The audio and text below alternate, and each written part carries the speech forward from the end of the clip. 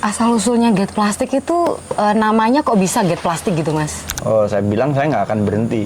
Siapapun yang menjegal saya, siapapun yang akan musuhin saya nggak akan berhenti gitu. Karena memang saya ingin bangsa ini menjadi bangsa yang lebih baik. Gitu. Terima kasih Mas Dimas, terima kasih juga Ica. Jadi malam ini tuh sebenarnya pengen dengar cerita dari Mas Dimas saja gitu loh. Gimana? Pertama Mas Dimas cerita dulu nih, Mas Dimas ini latar belakang apa gitu loh, maksudnya ngajar ataukah belajar di mana sampai bisa bikin Get Plastik ini loh. Ya, sebenarnya basic saya bukan pengajar gitu, tapi memang saya dulunya senang naik gunung aja sih. Basicnya pendaki dulu, dari tahun 88 saya udah mulai mendaki. Terus ngelihat ada perubahan di gunung itu kan, dulu mungkin zaman dulu saya mendaki nggak ada sampah ya, hampir nggak ada sampah karena memang nggak ada makanan yang packaging gitu. Sekarang kan sampahnya luar biasa ya, Bun. Iya. Bahkan ada quote dari teman-teman itu, gunung bukan tempat sampah gitu. Nah, dari situlah saya mulai terinspirasi untuk mencari solusi apa sih yang masalah sampah ini nggak pernah selesai gitu, terutama sama plastik gitu. Akhirnya saya ketemu sama teman dari UGM Jogja, namanya Jalaluddin Rumi Prasad gitu. Dia orang Sulawesi gitu, orang Buton gitu yang sekolah di Jogja. Dia yang pertama kali ngasih tahu saya bahwa sebenarnya plastik itu bisa dikembalikan lagi ke bentuk awalnya, yaitu minyak bumi gitu. Jadi memang banyak yang nggak tahu bahwa plastik itu sebenarnya bahan baku utamanya adalah minyak bumi. Iya. Saya sendiri pada waktu itu nggak tahu, itu sekitar tahun 2012-2013an lah. Dari situ saya tertarik dan mulai saya melihat bahwa wah, ini menjadi solusi karena dia dikembalikan lagi ke bentuk semulanya gitu. Ya kan, dan itu bentuknya energi lagi gitu. Nah, dari situ saya mulai riset gitu, mulai melakukan uji coba, penelitian dengan bahan yang seadanya. Setelah itu saya melihat ada potensi yang luar biasa bahwa ini adalah menjadi sebuah solusi. Ya, akhirnya saya mulai membangun suatu organisasi yang namanya Get Plastik itu sebenarnya.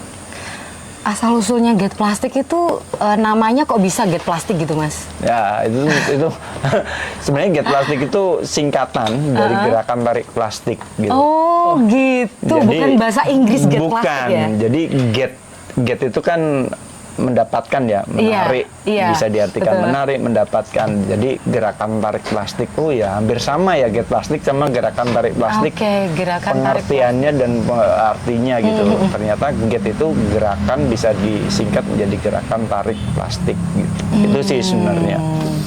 Oke, aku juga baru tahu nih, ternyata Get itu adalah gerakan tarik. Iya, Oke. Get itu gerakan tarik gitu. Nah, sebenarnya saya nggak punya basic sama sekali di wilayah chemical gitu, ya kan, di kimia ataupun fisika, karena memang saya cuma tukang sablon dulunya. Bener, saya cuma tukang sablon kaos gitu. Yang sebelumnya saya punya organisasi namanya Jong Nusantara. Jadi menarik gitu, Jong Nusantara saya dirikan dengan base bukan dari akademisi tapi dari teman-teman kayak Pak Oga, terus tukang nasi goreng, tukang beca, semuanya saya kumpulkan dan mereka nggak boleh manggil nama Mas, semuanya Bung dan Non. Kalau perempuan dipanggil Nona, kalau laki-laki dipanggil Bung. Makanya mungkin di WA saya pasti ngeliat nama saya Bung Dimas. Saya nggak pernah mau dipanggil Mas sebenarnya sih gitu.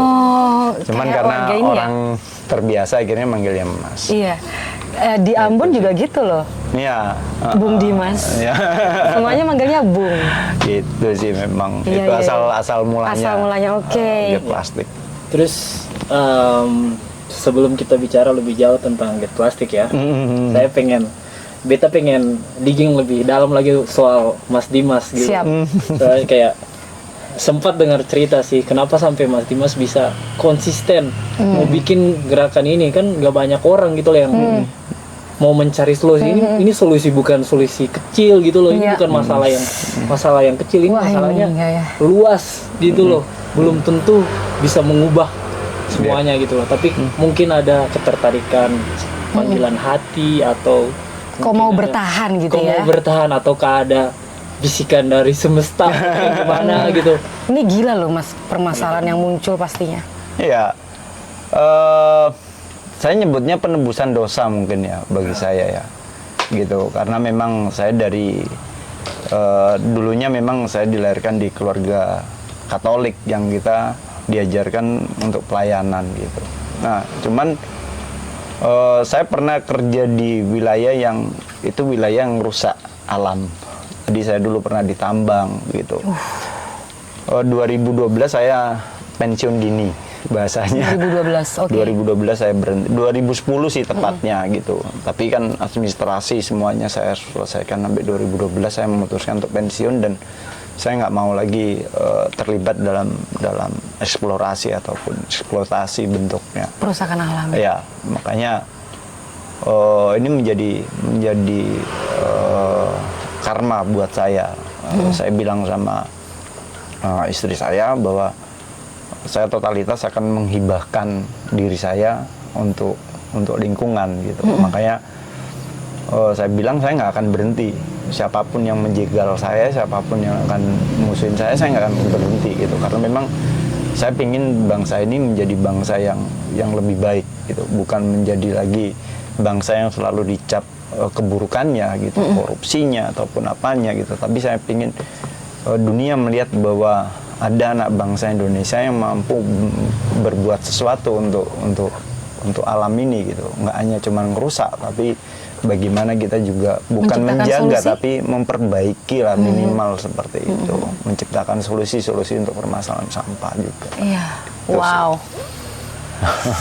Apakah ada mungkin pengalaman spiritual yang bikin tetap bertahan?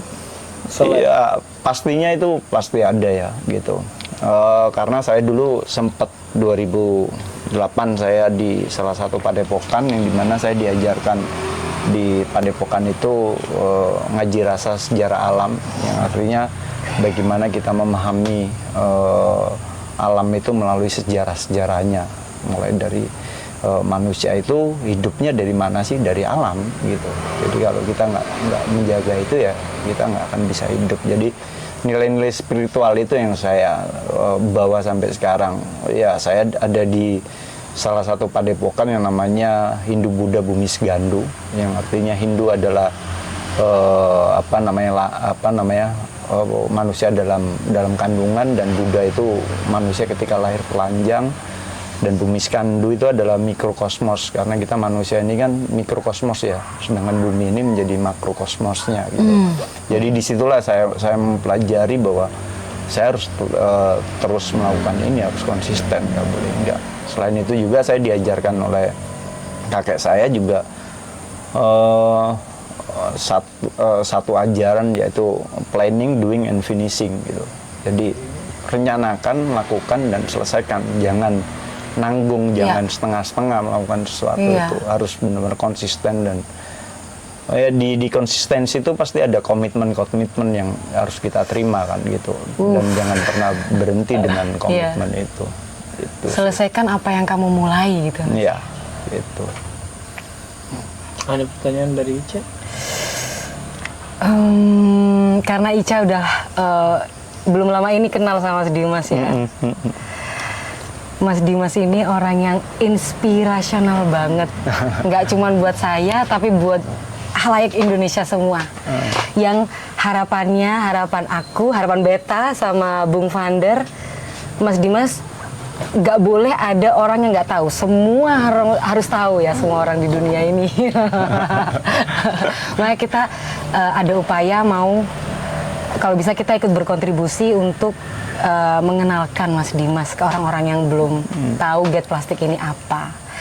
Terus Mas, pernah nggak sih Mas Dimas itu ada di titik, oke, kalau bahasa Jawanya, wis lah, cowok, wis aku nggak gelem maneh, aku nggak mau lagi susah banget sih ini gitu. Ada nggak Mas di titik itu? Sampai Kalau untuk menyerah sih enggak gitu. Tapi pada titik saya drop gitu dalam segala tekanan gitu ada gitu. Cuman saya karakter orang yang nggak pernah menyerah ya. Saya orang karakter yang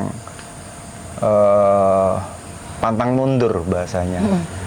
Makanya saya sangat mengkaji apa yang kakek saya sampaikan, rencanakan, lakukan dan selesaikan itu menjadi suatu motivasi buat saya gitu. Jadi apapun yang terjadi, saya diteror, saya diiniin, bagi saya itu bukan hal yang besar gitu, hal yang kecil bagi saya. Memang harus terus dijalanin gitu. Pada fase drop itu ya meditasi ataupun melakukan hal-hal yang bisa menguatkan ya Mas, ya, meditasi. itu sangat membantu sekali gitu, ya kan. Sangat memberikan ini. Tadi sempat menyebutkan bahwa ada masalah, ada tantangan, ada yang mungkin nggak suka, ada yang suka. Coba Mas ceritakan tentang hal itu. Yang paling parah itu gimana Mas? Teror-terornya iya, gitu. saya dulu sering ditelepon sama orang yang nggak jelas kadang-kadang gitu. Saya ditelepon tiba-tiba marah-marah gitu sama saya. Mau apa sih gitu? Saya ini mau bisnis gini. Kalau kamu kayak gini bla bla bla gitulah bahasanya. Terus pas ada acara di satu tempat gitu, saya datangin 2 orang gitu. Ya datangin 2 orang, dia bilang hati-hati hilang ya Mas ya gitu. Ngomong gitu aja tanpa saya tahu siapa dia gitu. Ya saya cuma bilang ya kalau nggak saya yang hilang ya situ yang hilang gitu aja jawabannya. Kan selesai kan, ya nggak, sederhana aja kalau saya gitu. Tapi itu mempengaruhi Mas Dimas nggak? Tak goleki orangnya. Enggak. Aku cari orangnya siapa tadi, enggak ya? Saya nggak terlalu remeh, hanya membuang waktu dan energi saya aja kalau melakukan itu. Karena ada rangkaian panjang yang harus saya jalanin, mulai dari riset, pengembangan, semuanya itu membutuhkan energi dan pikiran yang cukup harus fokus gitu. Kalau itu nggak, saya cuman buang waktu untuk hal yang sepele itu, bagi saya nggak akan berkembang kami gitu. Wow. Wow tok wes pokoknya. Berarti tantangan terbesar selama ini cuman teror itu, ataukah ada tantangan lain yang lebih besar? Iya, yang jelas banyak sih tantangannya. Ada SDM, ada juga dari pembiayaan gitu secara materi gitu. Kami kan memang organisasi yang non funding ya, non donor gitu. Jadi kami mencoba untuk membangun ini agar dia bisa mandiri, sehingga ini bisa dilihat oleh mata dunia bahwa sebenarnya kami bisa melakukan sesuatu tanpa bantuan. Kayak Soekarno bilang bahwa ya kami nggak butuh bantuan kalian, sebenarnya kami bisa berdiri sendiri selama itu dijalankan dengan baik, jujur, ya kan, transparan gitu. Ya, itu iya loh, Indonesia ini nggak kekurangan orang pinter loh ya Mas. Baik. Kurang orang integrasi. Iya, orang-orang yang jujur Ya, gitu ya, integritasnya tinggi. Benar. Gitu sih. Jadi itu sih yang menjadi tantangan kami. Kadang-kadang ya kami menyadari bahwa suatu pergerakan itu membutuhkan pendanaan juga ya. Gitu. Iya, ya, Kadang butuh itu uang. yang akhirnya saya kadang-kadang mikir, wah teman-teman besok gimana makannya gitu ya kan. Ya setiap bulan kami akan berpikir itu, tapi itu yang membuat kami akhirnya struggling dan akhirnya survive gitu, dan itu yang akhirnya menguatkan kami, ya kan, satu sama lain akan menguatkan bahwa ayo kalau kita mau maju kita harus bareng-bareng, karena nggak ada yang menopang kita. Wow, Yang menopang iya, kita benar. adalah diri kita sendiri, makanya ayo kita bareng-bareng gitu sih. Itu yang kadang-kadang menguatkan kami gitu. SDM ya mungkin karena ya nggak semuanya sih, ya kita tahu kadang-kadang kita mempunyai kapasitas, bahkan kami sendiri di sini sebelum-sebelumnya itu kami memang bareng sama teman-teman yang notabene mereka non akademisi gitu. Jadi mereka ada yang putus sekolah, mereka ini, dan saya ajak mereka untuk saya ajarin ngelas, saya ajarin untuk teknik semuanya gitu. Akhirnya ya itu gitu. Terkadang itu kan yang sulit ya, kadang-kadang kayak gitu untuk ayo kita maju gitu, kadang-kadang mereka mintanya mundur gitu. Ya udah ayo gitu sih. Mas Dimas benar-benar sendiri, apa ada sosok lain yang dari awal sampai sekarang itu mendampingi Mas Dimas terus untuk mengembangkan mesin ini, Mas? Nggak ada. Saya dari awal berdiri Get Plastik sampai detik kemarin ya, tahun kemarin 2024 itu saya benar-benar sendiri dalam proses pengembangan. Ya ada Mas Narko, cuman base-nya Mas Narko kan welder aja ya. Jadi dia yang bantu saya untuk pengelasan gitu, untuk perakitan gitu. Tapi semuanya biasanya saya kerjain sendiri, mulai ngelas, motong, bikin, rakit, gambar, semuanya saya kerjain sendiri. Riset gitu. Kadang-kadang tahun baru orang-orang seneng-seneng, saya di dalam kamar riset. Gitu. Autis ya Mas ya, ada autis. Enggak sih, lebih ke fokus sih. Saya orangnya sangat fokus gitu. Jadi kalau saya udah fokus, saya nggak mau diganggu biasanya gitu sih. Nah, sekarang ada Mas Rumi yang saat tadi saya sebut, teman dari UGM itu, Jalaluddin Rumi itu sekarang yang bantu untuk pengembangan yang lebih futuristik gitu. Yang semuanya kita ambil dari sampah. Jadi kita mesin-mesinnya pun dari sampah? Enggak, kalau mesinnya kita memang pakai material yang memang bagus, tapi output dari pengolahan itu kita bikin turunannya banyak sekali. Gitu. Oh gitu, tidak hanya ini. Tidak hanya bensin aja? Iya, tidak. Bisa jadi bensin, apa lagi, Mas? Mungkin saya atau belum masih bisa dirahasiakan ya? Oke. Saya masih belum bisa menyebutkan ini karena ini akan berbenturan atau bersentuhan dengan banyak pihak. Banyak pihak, oke. Saya nggak mau. Tapi yang jelas sampah plastik yang kita olah dengan metode pirolisis ini nggak hanya berhenti pada bensin saja, bahan bakar aja gitu, tapi mempunyai turunan yang lebih panjang dan itu futuristik banget. Terus apakah produk-produk yang sudah melalui proses pirolisis ini udah didaftarkan haki atau didaftarkan kira-kira patennya? Saya berpikir memang beberapa tahun yang lalu banyak orang menyarankan saya untuk mematenkan ini. Cuman saya berpikir kalau ini saya patenkan, ini akan menjadi hak intelektual. Ketika itu menjadi hak intelektual, masyarakat nggak akan bisa mengadopsi itu. Sedangkan permasalahan sampah ini bukan hanya di Get Plastik, tapi semua masyarakat mempunyai permasalahan. Jadi kalaupun mesin saya ini jiplak sama orang, dibuat sama orang, copy paste sama orang, tapi dengan peruntukan kebaikan, saya akan bebaskan gitu. Jadi saya nggak akan ini, makanya nggak saya patenkan, tapi kami bangun kronologi kajian akademiknya juga secara profesional gitu. Jadi memang ada beberapa hal yang memang kami nggak buka secara publik gitu, ya kan gitu.